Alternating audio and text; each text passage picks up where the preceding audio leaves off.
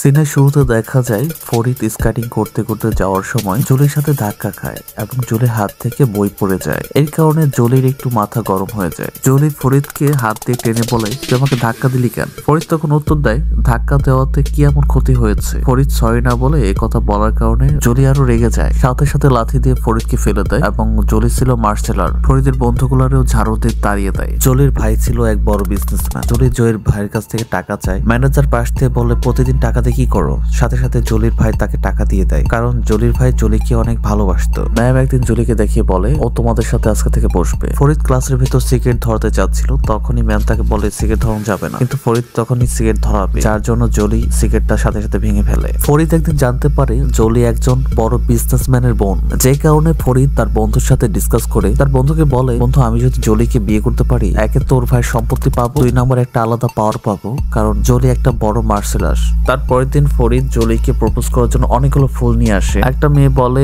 ফুলটা আমি পাওয়ার যোগ্য। ফরিদ তাকে মাথার মধ্যে ধাক্কা দিয়ে সরিয়ে দেয়। আর ফরিদ যখনই জলিকে প্রপোজ করতে যাবে, তখনই জলি ফুলটা হাতে নিয়ে তাকে মারতে থাকে। পার্ট 2 তে মজার একটা কাহিনী আছে, বন্ধুরা দেখতে চাইলে লাইক দিয়ে রাখো। আর তোমাদের যদি কারো নাম দিয়ে ভিডিও বানাতে হয়, অবশ্যই কমেন্ট করে রাখবে নামটা।